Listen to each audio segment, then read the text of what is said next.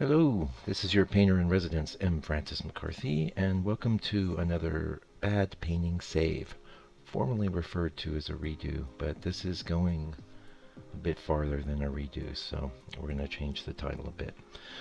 This original painting was done back in 2015, that'd be 5 years ago, and the scene when I apprehended it in nature was I really thought, oh wow, this would be great.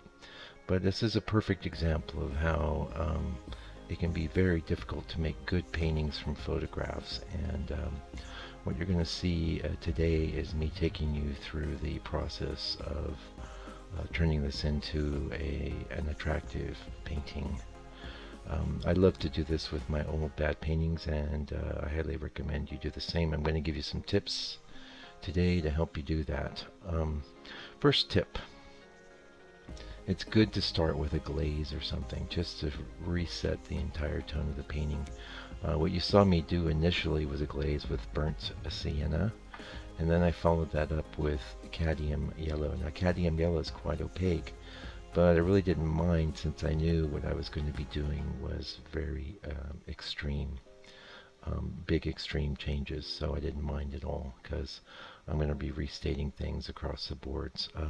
The other thing that I found, and this is pretty recently, that can really help is to maybe adjust or change the horizon. And one of the ways I'll do that is a few weeks ago I decided that I was just going to accumulate a folder of various landscapes, paintings that I thought were awesome, all in one folder instead of the myriad different folders that I'd had. And when I had a redo in front of me, I was just going to do a quick scan through and pull up a couple different ones just to give me some inspiration and something to look at.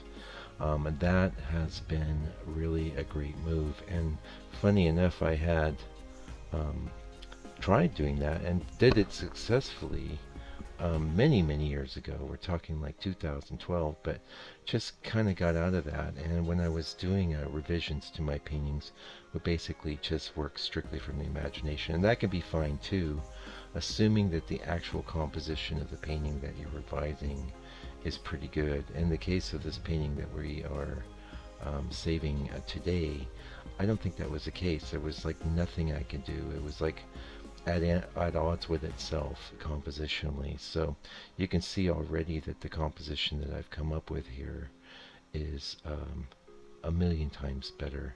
And about the only constant is the place where the main tree is located. I changed almost everything else, and I did keep things like I'm going to do a bluish sky with fluffy clouds and things like that. And one of the reasons I wanted to share the one that I'm sharing right now is that I've been doing this all week, but this is the only one that's actually, I brought it pretty much to a good conclusion because it was dry the next day when I went in. So the other thing that I think is very helpful, now many painters do not paint with black, I do, and since I've discovered the black Spinel, and it has a bit greater coverage than the black, the ivory black that well, I'm still using ivory black, but it has better coverage. So I find that just drawing over the top of the painting, keeping the elements that I'm going to keep, changing things, adjusting things with the black is really good. And then there are times when I have to wait for that to dry in order to work on top of it. This was a case like that. So all of the what I've done over the top of that tree on our left is the black Spinel. The bit of ground in the front, that would be raw umber and a bit of black and a bit of red. And I think that looks really nice, all in shadow. That was something I'd sort of indicated in the original. And I have to say that original painting was not something that every time I pull it out of the box, it irritated me, and just recently I had to get into one of these older boxes of paintings, and there was many I just threw out outright. But this was one I thought, I can save this, and I'm so pleased with the end result, and I'm really happy to share it with you today, and hopefully you'll get some insights from me how you can go in there and save your own failed paintings. And really the best thing to do, and if you've been with me any length of time at all, is just to do a lot of painting. Some of them are just not going to be great. Some of them will be absolutely abysmal. I totally recommend getting rid of those. But the ones that are just kind of on the edge, just so-so, this is I'm trying to give you some pretty good tools here for fixing them. So we start with a glaze, resets the tone. We come in with the black and restructure things. And then from there, of course, I'm adjusting the sky. The sky had some weird formations in the clouds. And again, this is a place where working from photos can really stymie you, because it looks nice in the photo and you're just doing a good job of translating that, and in the process making a bad painting. So anyway, I've been really on a roll this whole week. This is all I've been doing, and maybe all I'm doing next week too. I'm not sure. I haven't really been able to get into doing the live thing, but there's a ton of live content on the channel, so I'm not too worried about that. You can always, if you're hankering for a live video, I'm sure there's one you haven't watched yet. And if you're new to the channel, welcome. We do paintings here, and this is a little bit more like my old format, although I am making some efforts here to be a bit more helpful. Now, if you're getting some out of this, please comment, like, and share this video. Really appreciate it. There's also a link down below if you want to get me a cup of coffee or something. It's all up to you. It's all up to you. Anyway, so we've reset the painting and we're getting close to really as far as I could go with the wet paint. What was happening is, like, as I was trying to do things in the dark areas, it was removing the dark paint and showing the paint below. So I decided pretty much right here where we're at, that's it for today. And I let it dry, and fortunately the next day when I came in, which is right here,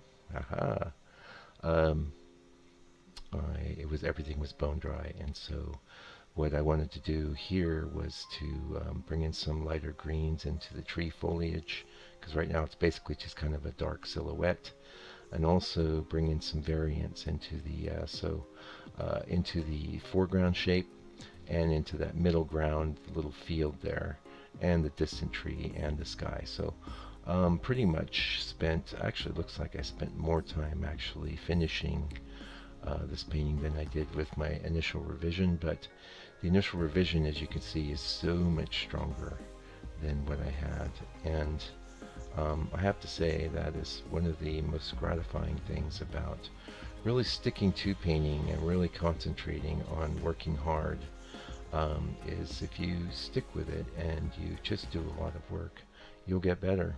And as you get better, you can do things like pull these old bad paintings out of the box. And don't think you need to wait to do that, by the way. If you have paintings that are sitting around that are frustrating you, get them out and take a crack at fixing them. You don't have to live with your bad paintings. And really a great tip is, you don't want to just pull out some master's painting and end up doing a study of the master over the top of your existing painting. That said, you can take quite a few elements. Your guys are going to see coming up one where I basically took a motif straight out of George Anness. Of his, he has this tendency of putting these two trees together. Took that straight out of his book, but changed everything else. So, but you can look at it and go, wow, that really reminds me of this or that Anness. I've seen Mike do a study of before, and you wouldn't be wrong. However, I did manage to create an original painting that was inspired by a master painting, and that's really fine. It's absolutely fine to take someone else's work and be inspired by it. And this is one of the reasons why I totally recommend, don't just have like one bit of reference up on your monitor or whatever, or if you have to print it out, whichever way you're working, definitely have two or maybe even three. In this case, I had two bits of reference that were inspiring me. One was helping me kind of think about the trees in the front. The other was kind of, actually, the other wasn't helping me much at all, but it was just kind of setting a tone. The whole field with the little river or stream and trees in the back with the little mountains in the back, That's all completely out of my imagination. But it was kind of sparked by something I was looking at in a very vague way. But all you need is a spark sometimes. And heck, I'm so happy with this composition. It feels like it's got great proportions. I'm really contemplating. Someone, well, not someone. The guy that owns the shop where I have my studio has letting me use a.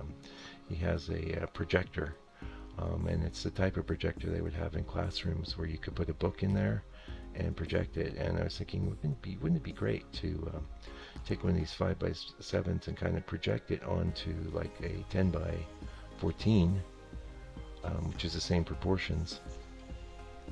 Wouldn't that be neat, you know? And create a larger painting that has, you know, the same composition, same proportions. Because one thing I find, and you probably find this too, is when you scale, you start scaling your work up. Like your tree shapes might get smaller in the space. That happens to me all the time.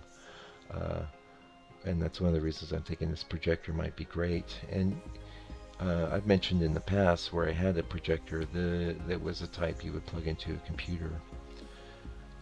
And I was projecting photos onto a panel and tracing them with charcoal. And that seemed like a great idea, but some of the worst paintings I ever done, I did this way. And the reason for that is because you can't just copy photos onto a panel or a canvas in oil paint and expect to have a good painting. And on one level, I kind of knew that. On the other level, I thought, well, no, this will help, you know. And it wasn't long before I abandoned that. And if you, like I said, you've seen my other videos, you'll see me just go in there and do a drawing with a brush. Is it completely accurate? No, but it's better that it has life to it. It has snap and it's loose, you know. So I might even try this projector and instead of using charcoal, maybe use a brush with some black paint and just get the basic broad outlines in, and then go off to the races. I definitely think I'm going to try doing that coming up. But that's after I get out of this revising mode. So this video's a little long, but hopefully you're hanging in there and you're getting some good ideas. By the way, the palette in this is fairly limited. It's basically just the yellow ochre, some burnt sienna, the black spinel, a bit of the ivory black, a bit of the Mike's green, which will have the Hansa yellow and ivory black combo, and then some cadmium yellow, and mostly the white that I used on this was titanium white. I probably used a little lead white as well. Especially down in those grasses and things, but it's not a super broad palette, but you know, to me it looks great. I had some frustrations with the sky, but I went on to Google and just typed cloudy sky in there and kept searching until I found something that I thought would be, and actually wasn't even remotely like this sky, but it kind of gave me the sense of like, oh, I can light the clouds a certain way, or I can do this. It was just reference and influence. It wasn't something I needed to copy. And if you can get to that place with your painting, you're really going to be doing well. Yeah. So what I was starting to say is like, you know, stick with me through these videos. I know it's 15 minutes or so, but some of the best tips come at the end, you know. What can I say? Talking about what I'm doing here now with the foliage on the trees. Usually I work from a dark base, progressively lighter and lighter. And one of the things I'm doing here is I'm bringing in little bits of permanent green light, which is a real kind of greeny green. And I'm bringing that into my duller mixes. You wouldn't want to use it straight up. If you ever saw permanent green light, it's a screaming, almost neon green. But it holds on to its greenness and mixes very, very nicely. It's a very useful color in that way.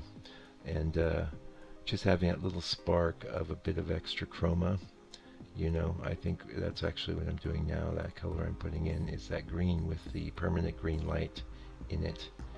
Yeah, good stuff. Anyway, so another, painting revision, and I'm so pleased with it. I think it looks awesome.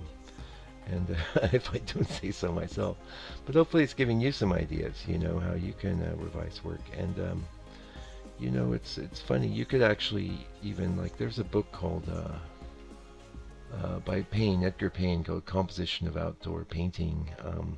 I was thinking of taking some of his little compositional sketches and possibly doing some paintings from that. You can get ideas and inspiration for compositions from any number of places. In fact, I was just watching a guy on YouTube. He just starts with abstract shapes and pulls a landscape out of it. And that can be a very valid approach. I personally, I tell you why I don't like that approach. Um, I think things get really samey, and I already have a bit of similarity in my work.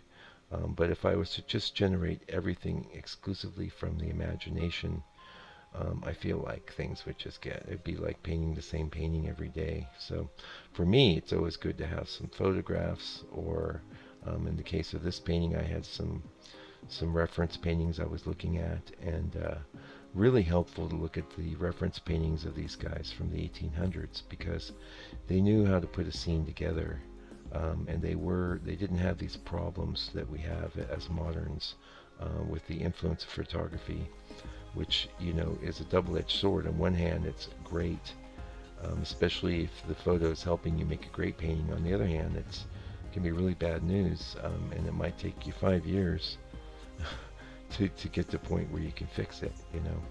The last thing I want to say is I did not share the initial painting session of this painting from the north. I just don't like it. I don't want to share it. I don't need it out there. So that's why I felt it would be better to spend a little more time showing you the revision process. So hopefully you enjoyed this video. If you did, please like it, and subscribe if you haven't done that already. We put some good content out every day, and not every day, every week, man. I'll be back real soon with another video. Meanwhile, please take good care and stay out of trouble.